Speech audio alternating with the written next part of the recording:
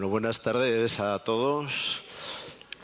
Tengo la satisfacción hoy de tener a mi lado a Antón Costas, persona seguro muy conocida por todos vosotros. Antón es un gallego de pro, vigués, y además catalán. Eres gallego-catalán, porque llevas viviendo en Barcelona, ¿cuántos años? ¿En Barcelona? Unos cuantos. No me lo pidas porque desde el 73. Pero es gallego ejerciente, puedo dar fe. Antón es catedrático de Política Económica, muy conocido y reconocido. Tiene una extensa carrera. Ha sido la pata académica del Círculo de Economía. Después, en los últimos años, presidente del Círculo de Economía, que, como sabéis, es una institución de referencia en el mundo económico y empresarial español. En la actualidad es presidente de la Fundación Círculo de Economía. Es columnista habitual en El País, Vanguardia, periódico, en la prensa. Escritor y ensayista de temas que nos ocupan. Y además vuelve a su casa porque fue vicerrector de esta universidad en la época de Ernest Lluch como rector. Aparte de eso, tengo que confesar que es amigo mío, con lo cual, pues, este es el motivo doble satisfacción. Pero, siendo todos esos motivos suficientes, no ese es el motivo para que esté con... No es solo ese el motivo, porque Antón en los últimos años se ha destacado mucho por ser una de las personas que más ha reflexionado con el espíritu crítico y universitario y intelectual que le caracteriza sobre los efectos de la digitalización en la sociedad. Y de eso es de lo que vamos a hablar hoy, de eso y de lo que tú quieras. Muy bien, muchas gracias. En todo caso, gracias por la invitación de Ametic, del presidente en particular.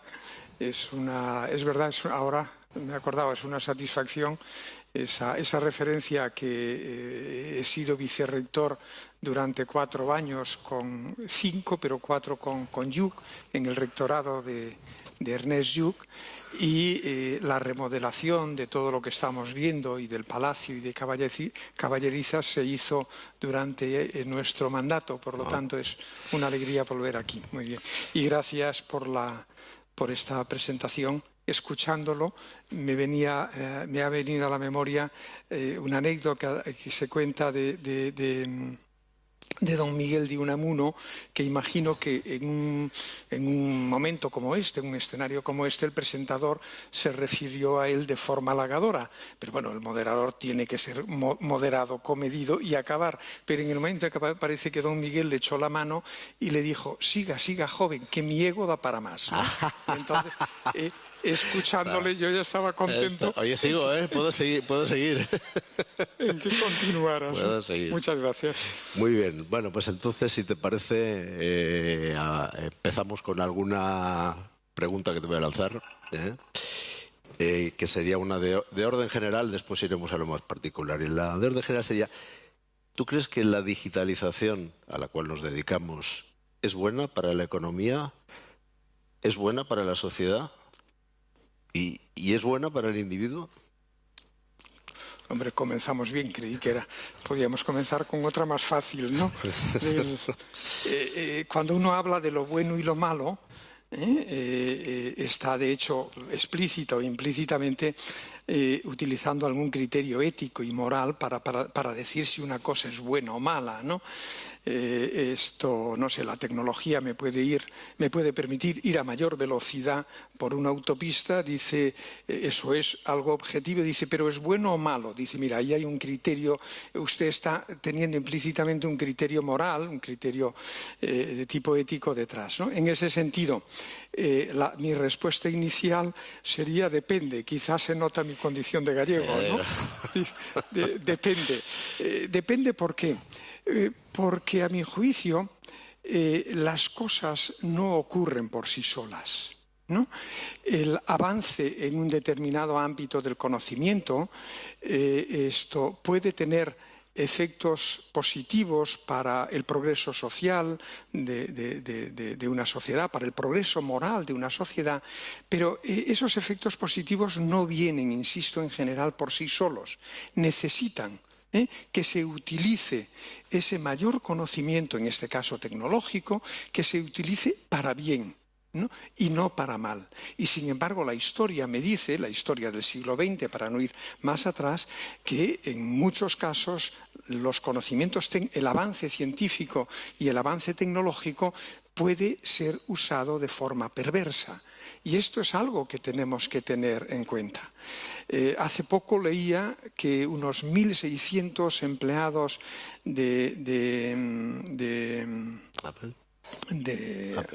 Apple han conseguido, me viene a la cabeza ahora, a ver que no lo diga mal, han conseguido que el Consejo de Administración, la dirección de Apple, tire atrás un gran proyecto de inversión con el Departamento de Estado por considerar los empleados, los desarrolladores de Apple, que ese conocimiento de ellos iba a ser utilizado para fines militares. Y han obligado al Consejo a tirar para atrás ese proyecto, lo podrán ver, y obligado a la compañía a redactar y a hacer aprobar de forma general una especie, no sé cómo le llamarán ellos, de código ético que señale que no se podrá utilizar el conocimiento, el desarrollo un poco en ese sentido de inteligencia artificial para usos de tipo, no sé cómo decirlo, perverso militares, ¿no? Por esto decía, yo soy, antes de economista, soy ingeniero y por lo tanto tengo una cierta tendencia a considerar que la tecnología tiene un efecto bueno, pero insisto, creo que ese efecto tiene que ir acompañado de acciones de otro tipo que hagan que el uso de ese conocimiento sea para bien. Acabo señalando dos cosas. Dice, ¿fue la industrialización de finales del 19 y del 20, fue buena en este sentido de la pregunta? Dice, sí, fue buena, pero especialmente después de los años 40, cuando desde la sociedad se sabe poner, por un lado, una nueva forma de gestionar la economía y, por otro, un Estado social que consigue utilizar una buena parte de los aumentos de productividad, de riqueza de esa industrialización para beneficio del interés general.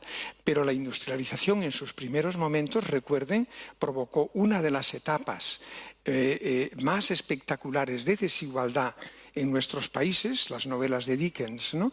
Era el mejor de los mundos, era el peor de los mundos, ¿no? En Historia de dos ciudades. Y trajo después dos guerras mundiales que tuvieron mucho que ver con el uso, con los errores en el uso de esas nuevas tecnologías. Esto sería un poco mi idea.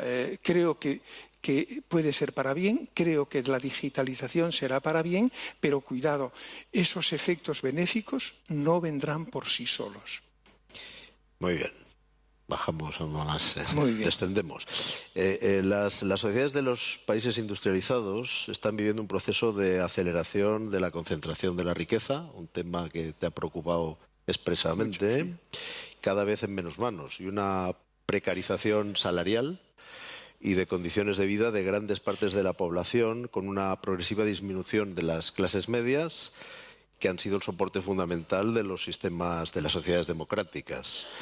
Y esta situación, combinada con la pérdida de horizontes de mejora económica en las nuevas generaciones, es caldo de cultivo ideal para el desarrollo de populismos, xenofobia, etcétera.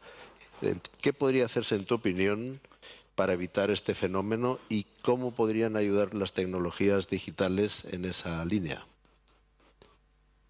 Es verdad, sí.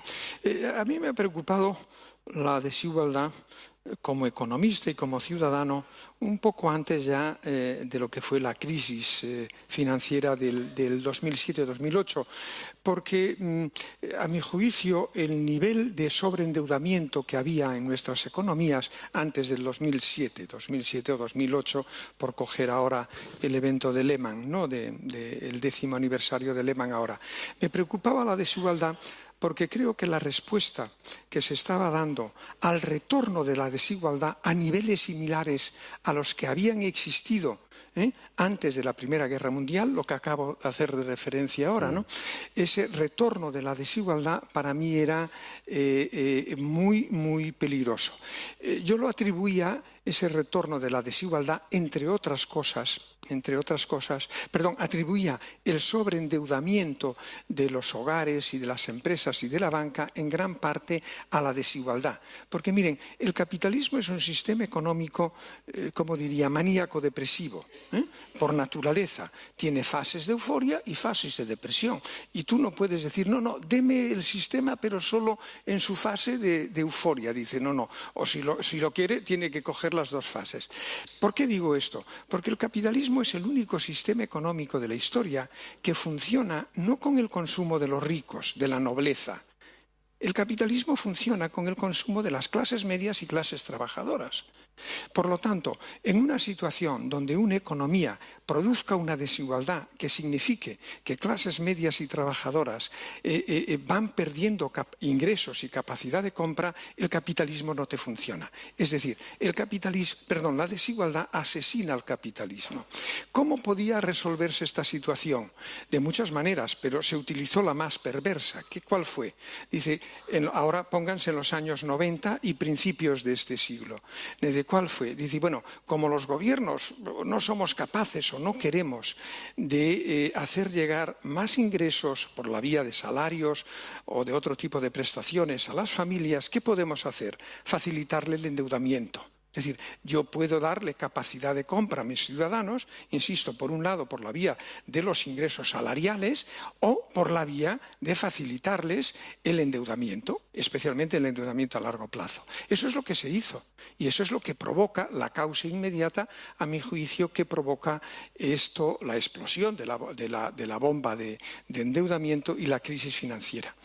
Y ahora voy entonces a lo que decías. Para mí la desigualdad... un día en Madrid, en el Círculo de Empresarios, el presidente del Círculo de Empresarios, un buen amigo, de pronto me lanza una pregunta de esas que para tener amigos de esto mejor es andar con los otros, ¿no? Y me dice, Antón, ¿por qué te preocupa a ti tanto la desigualdad? ¿Qué tienes tú contra tu paisano Amancio Ortega, ¿no?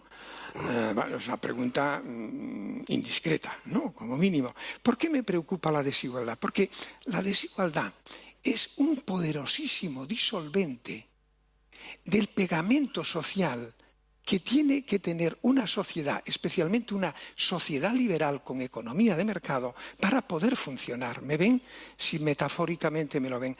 Toda sociedad de forma implícita o explícita, de tipo liberal y de economía de mercado, necesita un fuerte contrato social que venga a decir que aquellos a los que les va mejor en este tipo de economía de mercado y de sociedad liberal se comprometen con aquellos a los que le pueda ir peor. Ese contrato es el que se le hace después de la posguerra y en España el que se hace a partir del año 77. Sin un tipo de pegamento, de contrato de este tipo, una sociedad liberal con economía de mercado es que no les podrá funcionar. ¿Qué es la desigualdad entonces para mí? Un disolvente poderoso de ese contrato social.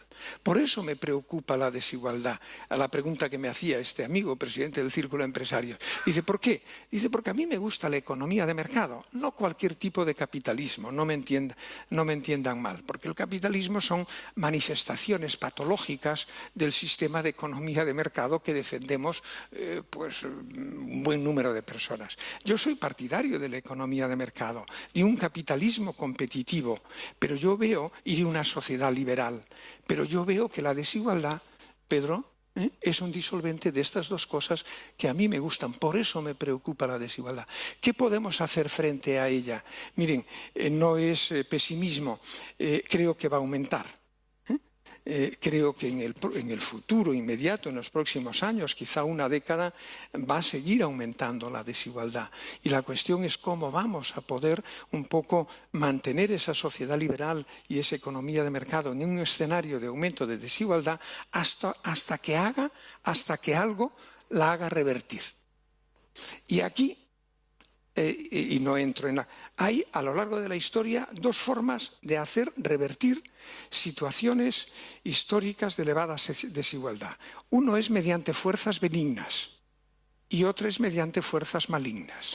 En general, han tenido más capacidad para revertir la desigualdad las fuerzas malignas que las fuerzas benignas. Lo que a mí me gustaría es que hoy tengamos un grado de civilización tal que nos permita revertir esa desigualdad mediante fuerzas benignas y no tener que esperar a fuerzas malignas. No quiero dejar que se vayan ustedes de aquí apesadumbrados, ¿no? Pero piénsenlo. Piénsenlo cómo se revertió la desigualdad después de los años 30 y los 40. Dice, con 2 guerras mundiales y una gran depresión, ¿no? La gran depresión ya la hemos tenido, lo otro espero que no, pero alguna cosa tendría que venir a sustituir a eso. Seré más corto en las siguientes, porque ahora me he dado cuenta que tengo aquí un reloj. Muy bien. En tu libro, El final del desconcierto, que tengo aquí, que por cierto recomiendo al que no lo haya leído. Muchas gracias. Citas a Mariana Mazzucato, que defiende en un libro bien conocido que se llama El Estado Emprendedor, el papel que debe jugar el Estado en el impulso de la innovación como primera fuerza generadora de bienestar económico futuro, la innovación. Ha generado un concepto que se llama la innovación por misiones, que acaba de ser adoptado por la Unión Europea como línea definitoria del próximo programa marco que se está ahora mismo empezando a discutir.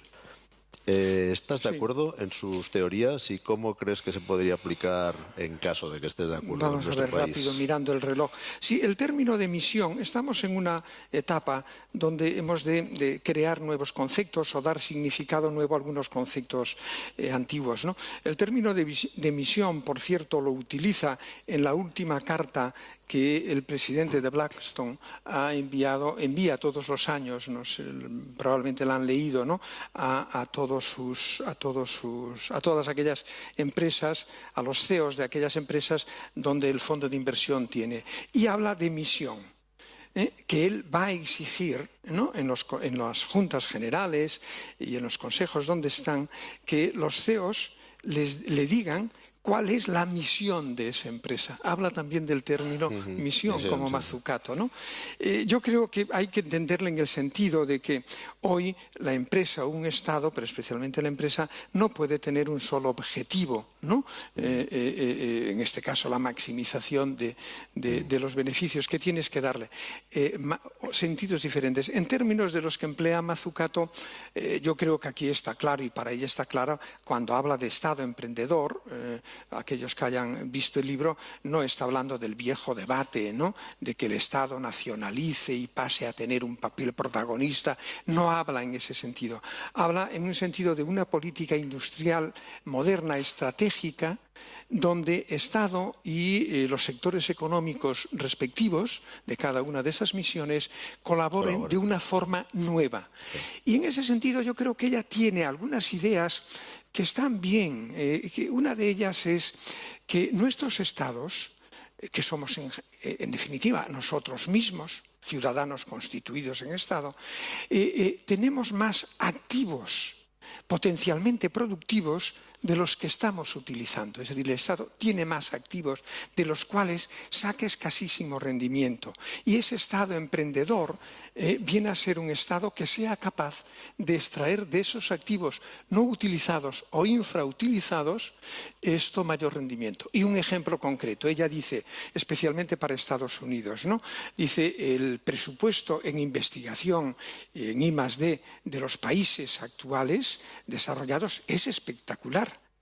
Pero, sin embargo, si una entra a ver cómo funcionan de la forma siguiente, que si ese programa de investigación público-privado ha tenido éxito, el Estado no recupera para nada, ¿no?, el capital que ha puesto en esa I+D. Y por el tanto, por otro lado, si el proyecto fracasa, el Estado, pues como un inversor de riesgo, lo pierde todo. Su pregunta es, ¿por qué motivo el Estado tiene esta simetría que juega a inversor de riesgo y si se pierde, pierde, pero que sin embargo en los proyectos de investigación que ha financiado o contribuido a financiar, que es un activo, si van bien no hay retornos ninguno para el propio Estado, que Estado es la sociedad constituida en forma de... Estas ideas de Mazzucato yo creo que son sugestivas y que valen la pena el que den lugar a un debate más sofisticado del que hoy por hoy estamos teniendo en nuestras sociedades. Muy bien. Vamos a pasar a otro campo, al campo de las... Esto es como un examen como el que yo les hago a mis alumnos, pero invertido, ¿no? Porque intento leer anticipándome. Pero en este caso lo apruebas, seguro, bueno, o sea, no tienes problema. Con nota, además. Y vamos a hablar un poco de las asociaciones. Nosotros, como asociación de empresas, por un lado tenemos una conciencia clara de nuestro papel y de nuestra responsabilidad social, y este debate es una muestra de ello. Pero me gustaría preguntarte qué papel crees que podrían y deberían tener las asociaciones empresariales, y en este caso, el caso que nos ocupa, AMETIC, como voz de la industria digital, en la orientación de las políticas y acciones públicas y privadas para aprovechar las oportunidades y afrontar los retos que la transformación digital nos presenta. Dices como voz, ¿no? Dice como voz. Como voz, bueno, dijiste. como voz, sí, como voz. Sí, como voz, estas asociaciones como voz, y en particular esta, como voz de un sector de la voz economía. Y más cosas. No, pero me gusta la palabra voz. Me gusta la palabra voz. Vamos a ver. Ustedes son, yo creo que la palabra se puede utilizar, ustedes tienen un expertise determinado sobre ciertos aspectos de la industria, en este caso de la industria digital. Y en ese sentido me voy a permitir llamarles expertos, ¿no? De acuerdo con ese expertise que cada uno de ustedes tiene. A partir de ahí, mi pregunta es, ¿a quién hablan los expertos? ¿A quién hablan ustedes, la voz? ¿A quién hablan? ¿A quién se dirigen? O como economista, me da lo mismo, ¿no? ¿A quiénes hablamos los economistas, los expertos? Y cuando te haces esta pregunta, la respuesta para mí es que básicamente nosotros nos dirigimos al poder político. Nosotros queremos convencer, ¿no? Hacer llegar un poco nuestra opinión, nuestro planteamiento al poder político. Pero no a un sujeto que es muy importante y cada vez más importante ahora en una sociedad digital, los ciudadanos. Los expertos hemos hablado sistemáticamente, siempre las asociaciones empresariales, la institución que he presidido, si me pongo a reflexionar, nuestro lobby es siempre hacia el poder político, hacia el poder constituido.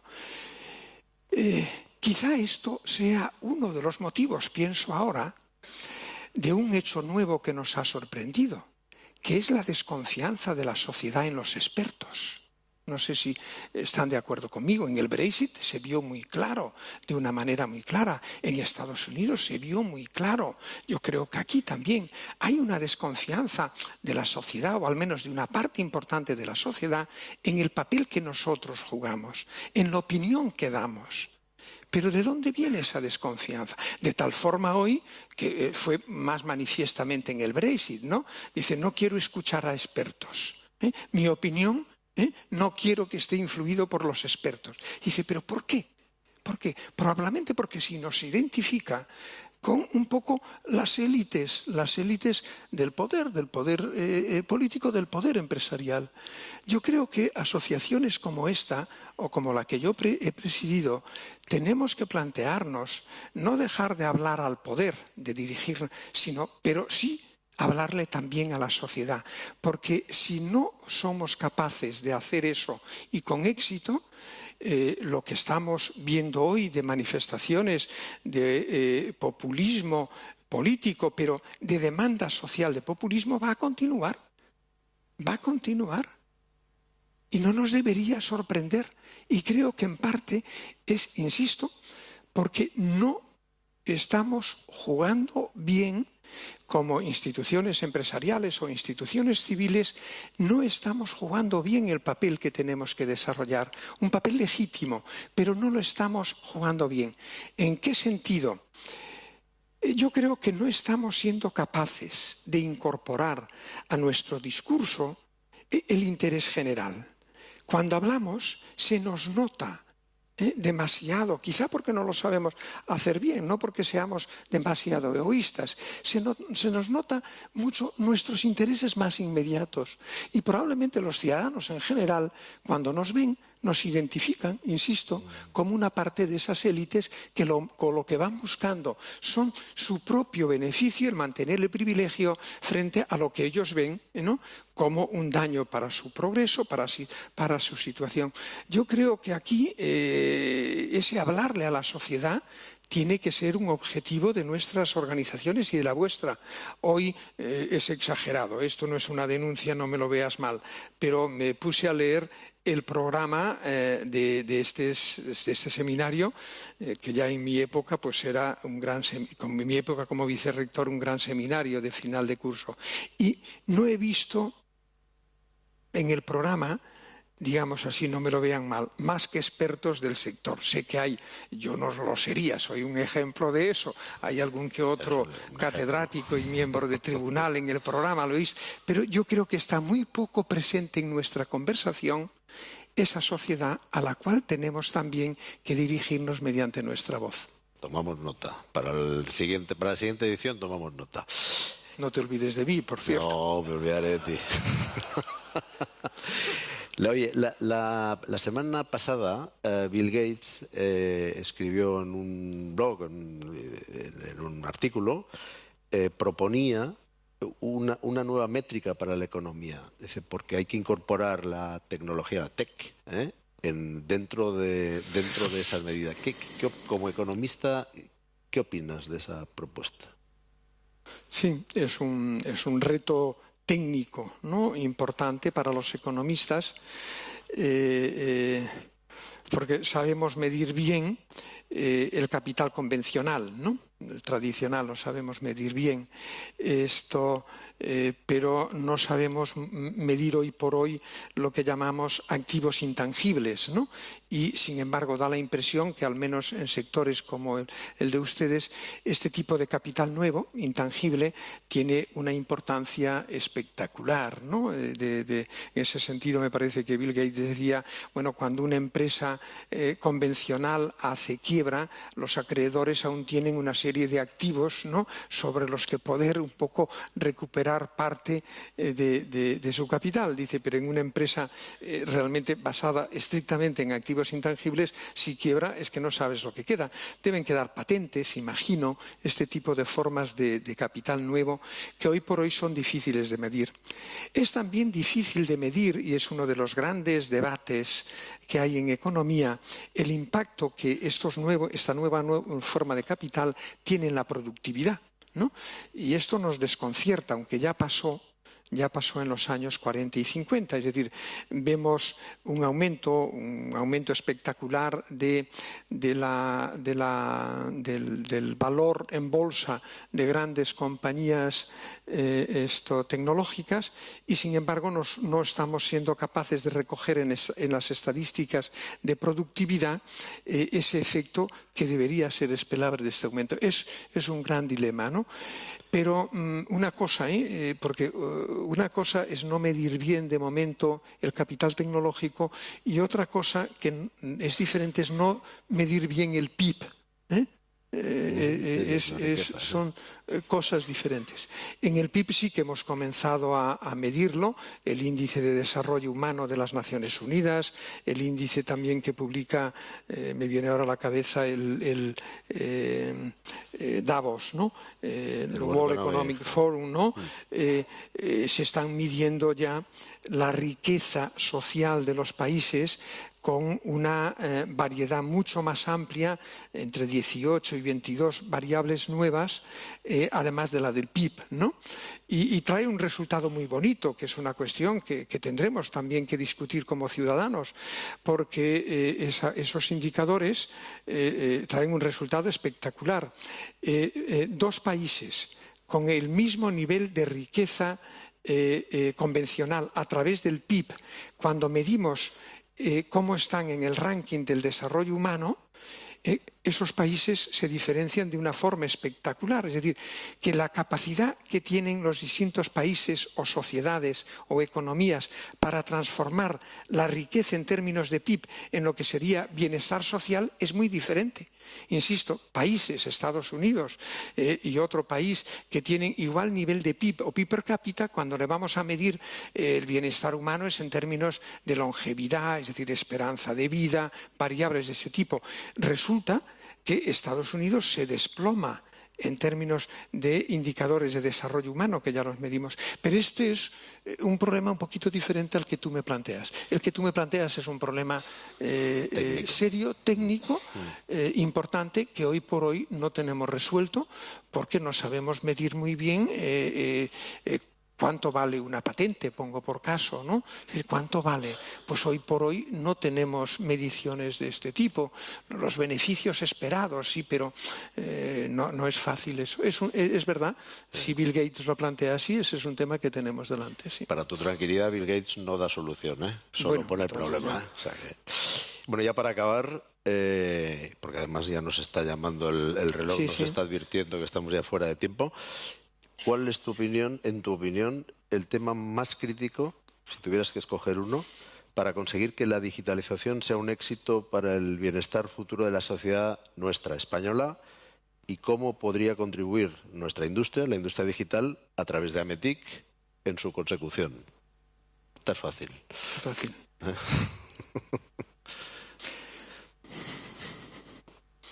¿Cuál es para mí la cuestión más crítica en este sentido de la... El que tengamos presente lo que dije al principio, que las cosas no ocurren solas, especialmente las cosas buenas. Yo creo que la digitalización es una promesa que trae una promesa de una sociedad mejor, una good society, una sociedad mejor, trae una promesa de una democracia mejor, una democracia donde los ciudadanos tengamos un mejor acceso a la información y de una democracia donde las relaciones de poder tradicionales puedan ser alteradas como consecuencia de esta capacidad que nos trae la digitalización para ser ciudadanos más exigentes. Sí, todo eso es una promesa, pero esa promesa no será realidad si no tenemos en cuenta que las cosas buenas no vienen por sí solas y, por lo tanto, trasladado a ustedes en un ejercicio de estos que es casi más de predicador que de economista, ¿qué diría? Que ustedes tienen que ser conscientes que las tecnologías con las que están relacionados no traerán de forma automática el progreso social y hasta me atrevería a decir el progreso moral de la sociedad. Solo si somos capaces de incorporar un uso adecuado de esas nuevas tecnologías, lo bueno y lo malo, la ética que estaba implícita en tu pregunta primera, es posible esperar que de forma relativamente rápida la digitalización sea un gran instrumento para la erradicación de la pobreza, para la disminución de la sociedad, para construir, en definitiva, una good society, una sociedad buena, ¿no? Esto sería para mí el aspecto crítico, hablando hoy ante ustedes. Muy bien, pues oye, ahora ya hemos agotado nuestro tiempo. Muchas gracias. Tomo nota de muchos de estos consejos, en particular de tenerte aquí el año que viene. Y os pido a todos un aplauso. Muchas gracias. Muchas gracias. Muchas gracias. Bien.